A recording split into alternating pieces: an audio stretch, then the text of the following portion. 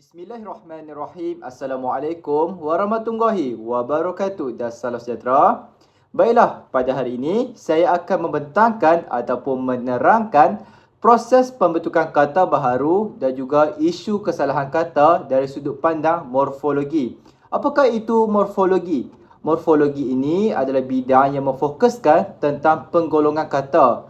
Penggolongan kata ini merakumi seperti kata ganda, kata majmuk dan juga kata terbitan. Dan ada banyak lagi jenis kata seperti kata nama dan juga lain-lain lah. Baiklah, sebelum kita mengetahui dengan lebih lanjut, apakah itu pembentukan kata? Berbalik kepada slide yang mengatakan bahawa pembentukan kata merupakan proses yang melahirkan sesuatu perkataan melalui beberapa cara, termasuklah pengimbuhan, pemajmukan dan juga penggandaan. Pengimbuhan ni apa? Pengimbuhan ini adalah kita menambahkan imbuhan sama ada awalan, akhiran, apitan dan juga sisipan pada kata dasar tersebut. Manakala kalau pemajmukan pula yang merujuk kepada kita menggabungkan antara dua kata dasar untuk membentuk satu makna yang baharu. Sepertinya perkataan antara dan juga bangsa. Apabila kita menggabungkan dia menjadi antarabangsa, iaitu suatu peringkat yang sangat tinggi lah. Dan kalau penggandaan pula, ia ada seperti kata ganda penuh, kata ganda separa dan juga kata ganda berentak. Baiklah, tambahan pula bahasa Melayu ini dia merupakan salah satu bahasa di dunia yang tergolong sebagai aglutinatif. Aglutinatif ni apa? Ia dia merupakan kita menghasilkan suatu perkataan itu daripada proses pengimbuhan. Manakala bersifat derivatif tu pula adalah nama proses tersebut. Derivatif tu adalah proses pengimbuhan tersebut. Oleh itu, proses yang terlibat ia akan menghasilkan suatu perkataan yang baharu. Tapi perkataan ini bukan merujuk kepada pembentukan kata baharu tadi. Pembentukan kata baharu yang kita akan fokuskan hari ini adalah dari segi pengimbuhan daripada bahasa asing tersebut. Baiklah, marilah kita lihat bagaimana sesuatu perkataan itu dapat dihasilkan. Sebelum tu, kita mestilah ada kata dasar dahulu. Mestilah ada kata dasar, barulah kita boleh melalui beberapa proses tadilah seperti pengimbuhan, pemajmukan dan juga penggandaan. Setelah melalui proses tersebut, kita akan dapat menghasilkan suatu perkataan yang baharu. Perkataan yang baharu itu kadang-kadang dia membawa makna yang sama tetapi lebih kuat ataupun lebih jelas. Tetapi ada juga keadaan di mana melalui proses tersebut akan mengubah makna kata dasar tersebut. Sepertinya pemajmukan. Dua kata dasar apabila digabungkan dia akan menghasilkan makna yang baharu. Selain itu, kita dapat lihat bahawa bahasa Melayu ini juga bersifat dinamik. Apakah itu dinamik? Dinamik ini dia merupakan sifat yang berubah. Yang dia berubah mengikut peredaran zaman, iaitu sentiasa berevolusi lah. Dia sebab apa dia sentiasa berubah? Dia seperti untuk menyeragamkan bahasa Melayu tersebut sebagai bahasa rasmi. Seperti yang kita tahu, bahasa Melayu ini merupakan bahasa rasmi dalam pentadbiran. Seperti yang termaktub dalam Perlembagaan Perkara 152. Dan dalam konteks ini juga, evolusi bahasa Melayu ini akan menghasilkan beberapa perkataan baharu. Contohnya, pembentukan perkataan baharu yang kita akan fokuskan pada hari ini adalah segi proses pengimbuhan yang mempunyai unsur bahasa Sanskrit, Arab Parsi dan juga Yunani Latin Inggeris. Bagaimanakah proses pembentukan kata tersebut dihasilkan? Mari kita lihat dengan lebih lanjut. Sebelum itu, saya ingin kongsikan bagaimana sesuatu bahasa itu dipinjam ke dalam bahasa Melayu. Sebelum kita meminjam sesuatu bahasa asing, dia akan mengalami sesuatu proses lah ataupun prosedur yang dikatakan. Seperti pedoman dalam meneliti aspek pertembungan bahasa ini kita dapat dilihat melalui kerangka teoris kajian. Okey, kerangka ini dia menerangkan bahawa sebelum kita meminjam suatu bahasa asing itu, kita mestilah mempertimbangkan daripada sudut sejarah dan juga geografi. Iaitu bahasa Melayu ini dia terkenal sebagai bahasa ataupun lingua franca lah di Nusantara. Dan setiap unsur tu perlu diterangkan. Kalau kata makna perkataan tersebut saja, dia tak akan meyakinkan. Tetapi dia mestilah secara keseluruhan. Baiklah, seterusnya dia akan melalui proses penelitian kepada makna kata tersebut dan perubahan makna. Dan seterusnya dia akan lebih meluas lagi lah dalam proses perkembangannya. Sebab itulah saya katakan tadi bahawa bahasa Melayu ini merupakan bahasa yang bersifat dinamik, yang sentiasa berubah-ubah, berevolusi supaya bahasa kita ini lebih sistematik, seragam dan juga lain-lain lah. Dan daripada proses tersebutlah, maka sesuatu kata daripada bahasa asing tersebut dapat diserap masuk ke dalam bahasa Melayu dan digunakan sebagai bahasa rasmi di Malaysia. Baiklah, selain itu, pembentukan kata baharu ini sering dikaitkan dengan peminjaman imbuhan daripada bahasa asing seperti bahasa Sanskrit, bahasa Arab Parsi, bahasa Yunani Latin Inggeris dan juga lain-lain lah. Seperti imbuhan dalam bahasa Sanskrit iaitu imbuhan awalan yang dipinjam dalam bahasa Melayu seperti maha. Kalau untuk akhirat seperti man. Kalau bahasa Arab Parsi pula yang dipinjam adalah seperti bi iaitu imbuhan awalan.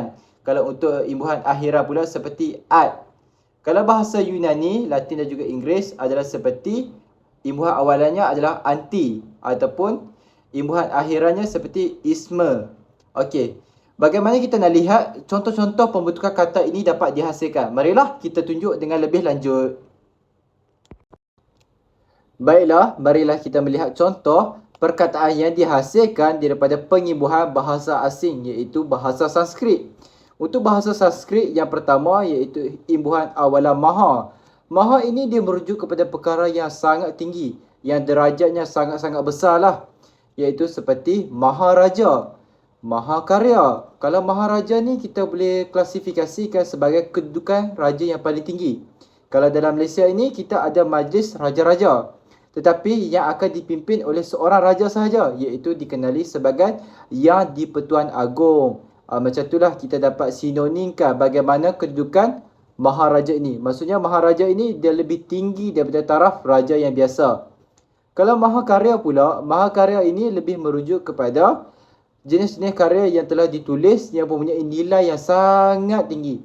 Seperti kalau untuk sejarah Melayu, karya yang sangat-sangat penting sebagai rujukan iaitu seperti Sulalatus Salatin, Tufah Al-Nafis dan juga Misa Melayu. Ketiga-tiga karya ini dia dikenali sebagai karya agung dalam sastra Melayu. Dan yang ketiga adalah Mahaguru. Mahaguru ini merujukkan kepada taraf kedudukan guru yang lebih tinggi. Lebih tinggi daripada guru yang biasa. Kalau guru yang biasa ini adalah seperti guru yang sedia ada lah. Tetapi kalau peringkat Mahaguru ini seperti adalah profesor dan juga ahli-ahli ilmuwan yang berpendidikan yang sangat-sangat tinggi lah. Dan yang ketiga, Mahakuasa. Mahakuasa ini dia merujuk kepada seseorang yang mempunyai kuasa yang sangat tinggi. Tetapi kalau Mahakuasa ini adalah sering digunakan untuk kekuasaan Tuhan, iaitu Allah yang Maha Kuasa. Dan yang seterusnya adalah Mahasiswa. Mahasiswa ini dia lebih merujuk kepada seseorang individu yang berada pada tahap pengajian yang tinggi. Yang tinggi daripada peringkat sekolah lah. Seperti ijazah sarjana muda, iaitu dikenali sebagai mahasiswa. Baiklah. Seterusnya adalah imbuhan pra. Pra ini adalah dikenali sebagai persediaan kepada sesuatu perkara. Seperti contoh yang kita ada di slide adalah seperti prasekolah. Prasekolah itu adalah guru ini melatih murid-murid tersebut untuk bersedia melangkah masuk ke alam persekolahan. Maksudnya di prasekolah itu mereka bukan berada di sekolah lagi, tetapi berada di tahap persediaan untuk berada di sekolah untuk tahun yang akan datang. Kalau yang seterusnya adalah pra-universiti. Pra-universiti ini merujuk kepada pelajar di tingkatan 6. Mereka masih belajar untuk mereka membuat persediaan mereka untuk mengambil ijazah di universiti. Dan yang seterusnya, prasejarah. Prasejarah ini dia merujuk kepada perkara yang berlaku sebelum sejarah ini ditulis. Sepertinya zaman Paleolitik. Paleolitik maksudnya sejarah tersebut tu tak ada orang yang wujud pun semasa itu. Itu dikenali sebagai zaman prasejarah. Iaitu zaman prasejarah ini ada seperti zaman Paleolitik, Mesolitik dan juga lain-lain lah. Tetapi kalau kita rungkaikan balik, sebelum ada pengimbuhan ini, pra dengan sejarah, sejarah ini hanyalah peristiwa yang berlaku di zaman yang lampau. Tetapi kalau bila kita gabungkan menjadi prasejarah, dia merujuk kepada zaman, iaitu seperti Mesolitik tadilah. Itu zaman sebelumnya manusia wujud. Dan yang seterusnya adalah prasangka. Prasangka ini adalah kita berbuat sangka sebelum kita mengetahui ataupun sebelum kita mendapatkan sesuatu bukti mengatakan perkara itu adalah sahih, iaitu kita bersangka dahulu. Dan juga yang terakhir adalah prakata. Kalau kita lihat balik, kalau kita pecahkan semula pra dengan kata.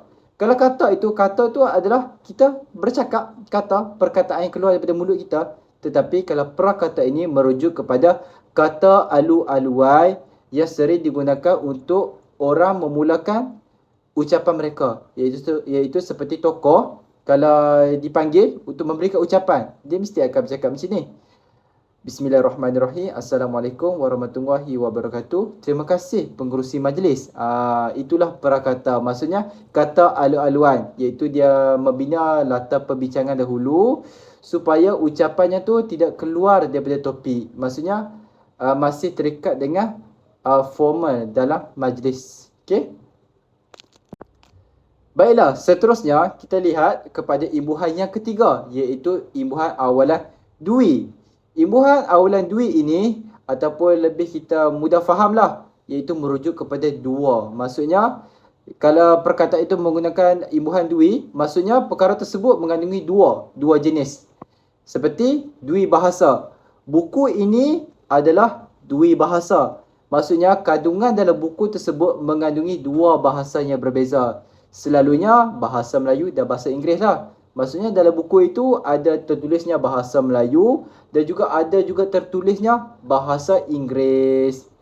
Baiklah, seterusnya adalah dui fungsi. Dui fungsi ini dia lebih merujuk kepada alat tersebut dia mengandungi ataupun dia boleh digunakan dalam dua keadaan, dua fungsi yang berbeza. Maksudnya dui ini dia lebih memang menerangkan tentang perkara tersebut ada dua fungsi yang berbeza. Dan yang seterusnya dui bulanan. Dui bulanan macam contohlah, mesyuarat akan dijalankan secara dui bulanan. Maksudnya 2 bulan sekali akan mengadakan mesyuarat. Okay, jelas setakat itu.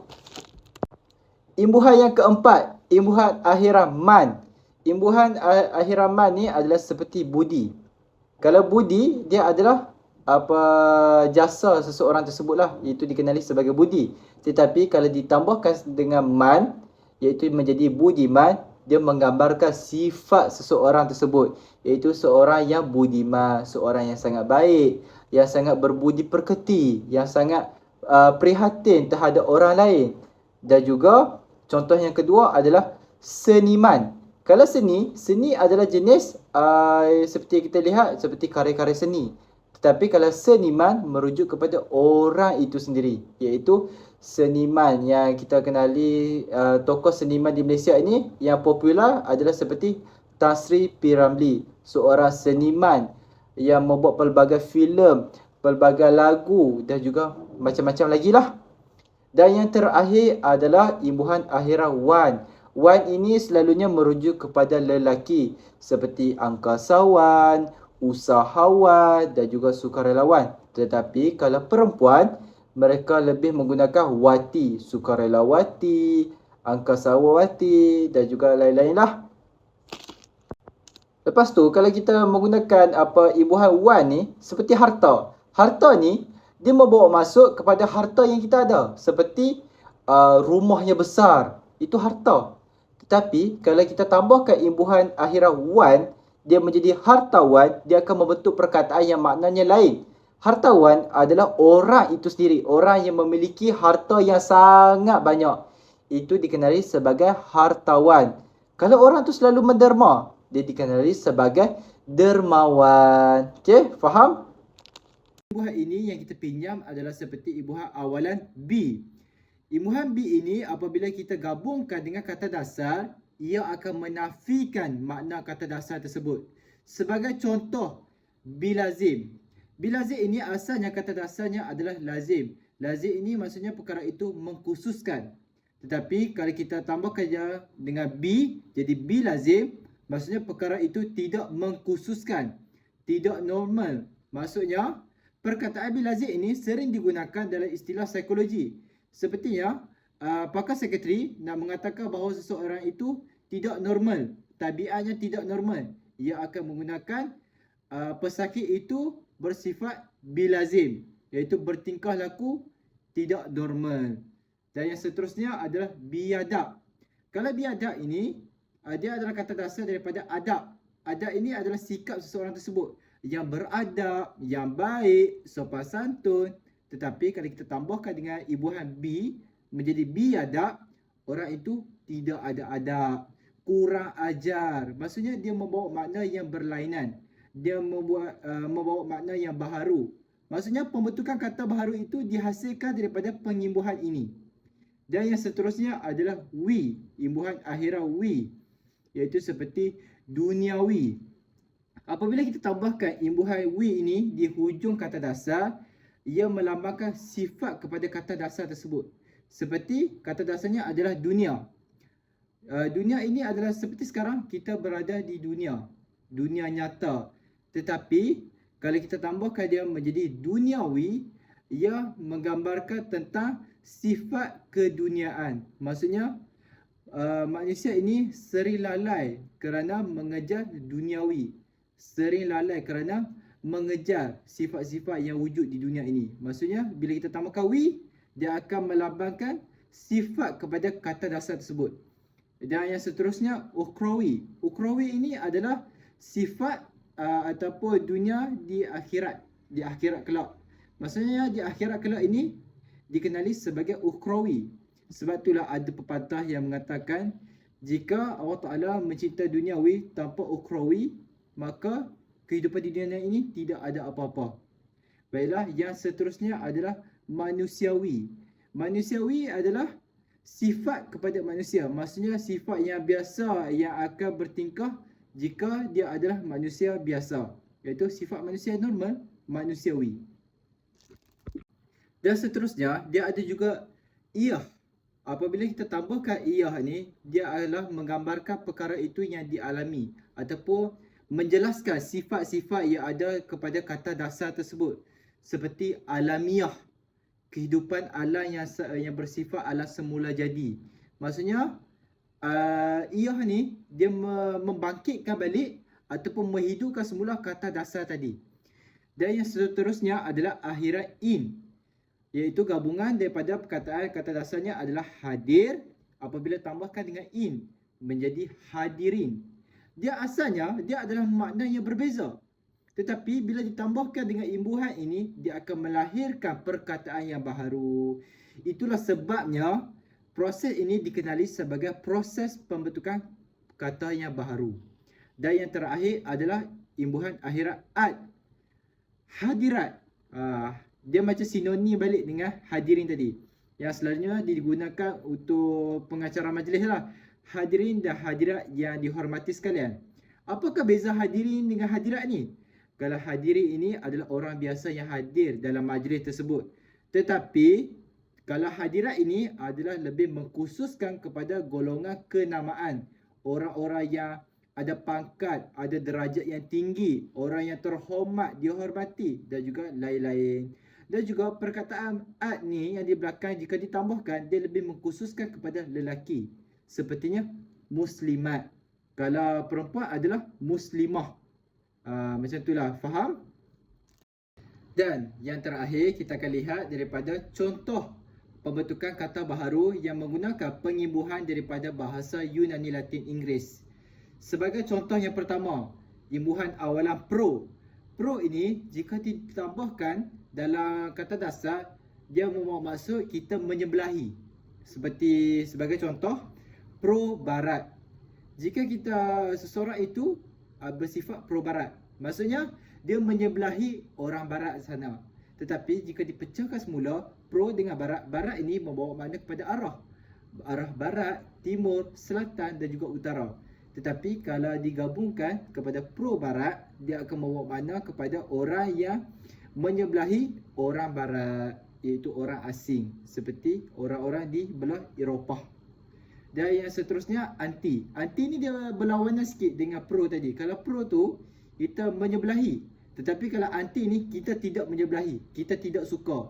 Iaitu seperti anti dadah. Maksudnya kita tidak suka kepada dadah. Saya seorang yang anti dadah. Saya sangat benci kepada dadah. Dan yang seterusnya adalah sub. Sub ini adalah pembahagian seperti subtopik. Maksudnya dalam topik tersebut ada pelbagai pembahagian yang berlainan. Apabila digabungkan, maka tercetusnya satu topik. Daripada pecahan topik itulah dikenali sebagai subtopik. Dan yang seterusnya adalah isma. Isma ini dia merujuk kepada ataupun dia membangkitkan semula sifat tersebut. Seperti yang kita boleh berikan contoh adalah patriotisme. Asalnya adalah patriotik, cinta akan negara. Tetapi patriotisme adalah sifat yang sangat mencintai negara. Maksudnya bila kita tambahkan dengan isma ini, perkataan itu akan menjadi lebih mendalam. Maknanya akan lebih mendalam. Yang terakhir adalah imbuhan al. Al ini kalau ditambahkan, dia akan bunyi sedikit ke arah bahasa Inggeris. Seperti praktikal, klinikal dan juga leksikal. Macam tu, faham? Baiklah, seterusnya kita akan menganalisis pula berkenaan dengan isu kesalahan kata dari sudut morfologi. Baiklah, berbalik kepada slide yang mengatakan bahawa terdapat faktor dalaman yang mengatakan bahawa tahap motivasi, sikap dan persekitaran merupakan penyumbang utama yang mempengaruhi penguasaan bahasa Melayu. Maksudnya, tahap penguasaan bahasa Melayu ini bergantung kepada motivasi diri mereka sendiri ataupun sikap mereka mengambil berat ataupun kepentingan bahasa Melayu ini dalam kehidupan harian. Manakala faktor luaran pula berpunca daripada pengaruh bahasa ibunda dalam pembelajaran formal dan komunikasi harian.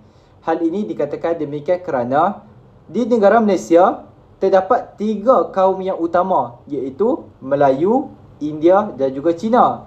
Dan masing-masing ini ada bahasa ibunda mereka, iaitu kalau masyarakat Cina akan ada bahasa Mandarin, kalau India ada bahasa Tamil. Tetapi di Malaysia ini menuntut bahasa Melayu sebagai bahasa rasmi dan bahasa pentadbiran. Jika masyarakat sendiri yang mementingkan bahasa ibunda mereka dan mengabaikan bahasa rasmi, maka bahasa Melayu ini akan terjejas. Terjejas daripada segi apa? Dari segi kualitinya sendiri. Mari kita tengok contoh kesalahan yang terdapat di dalam persekitaran kita sendiri. Yang pertama,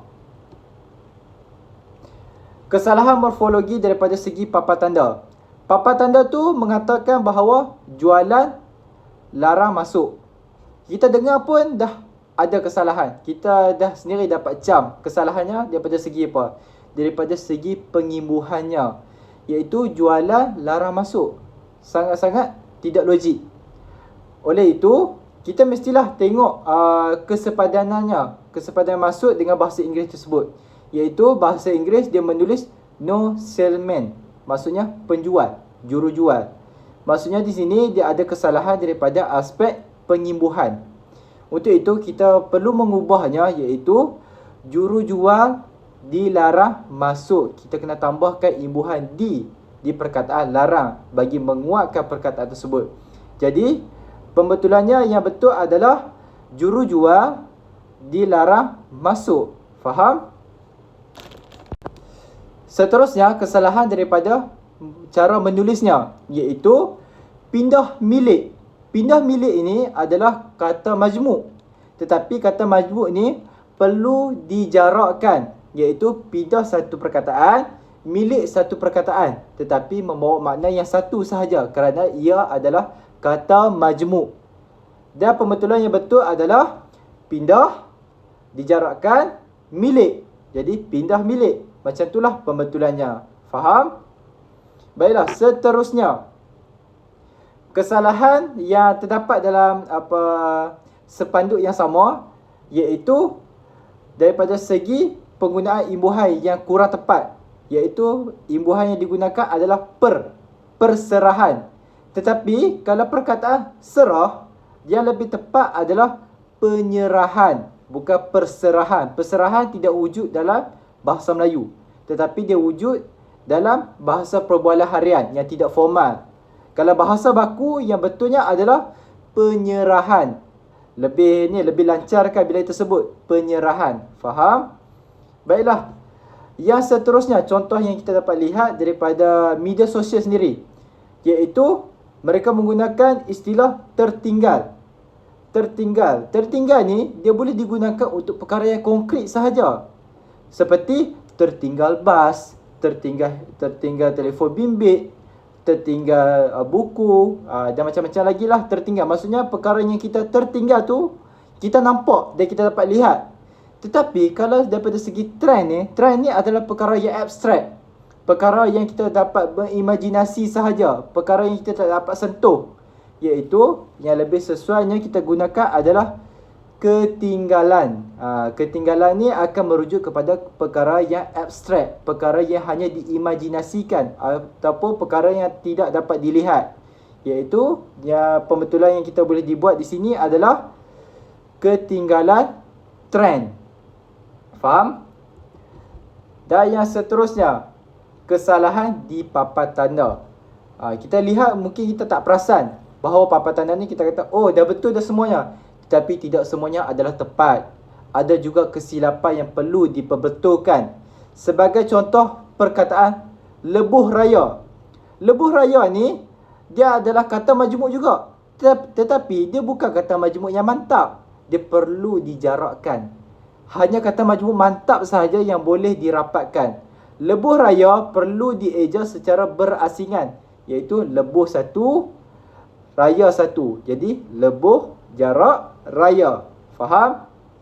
Dan yang terakhir kita dapat lihat di sini adalah kesalahan daripada penggunaan imbuhan juga. Kerana kita kaji ataupun kita analisis hari ini adalah berkenaan dengan sudut morfologi. Morfologi ni adalah penggolongan kata. Dan imbuhan yang silap di sini adalah kat iklan tu dia tulis bukan sesekali tapi minum tiap hari. Memang kita dengar macam betul kan? Tapi kurang tepat. Sepatutnya untuk hari, menggambarkan hari tu kita mesti menggunakan imbuhan se. Jadi kita perbetulkan, jadi minum setiap hari. Bukan minum tiap hari, tetapi minum setiap hari. Okey, selain itu, kesalahan apa yang lagi yang kita dapat lihat di sini? Sesekali. Kita sepatutnya se tu bukan semua tempat boleh kita letakkan, tetapi ada juga konteks-konteks ataupun situasi yang kita boleh letak. Tetapi yang lebih tepat adalah bukan sekali, tapi minum setiap hari. Dan ada lagi satu kesilapan di situ, iaitu tapi. Yang lebih tepat hanyalah tetapi. Maksudnya perkara itu lebih kuat lah, lebih jelas. Iaitu bukan sekali, tetapi minum setiap hari. Baiklah, faham semua? Baiklah, setakat itu saja slide saya pada hari ini. Berikut adalah sumber rujukan yang saya peroleh daripada hasil kajian saya pada hari ini. Baiklah, sekian itu saja. Sekian, wabillahi taufiq wa hidayah. Wassalamualaikum warahmatullahi wabarakatuh.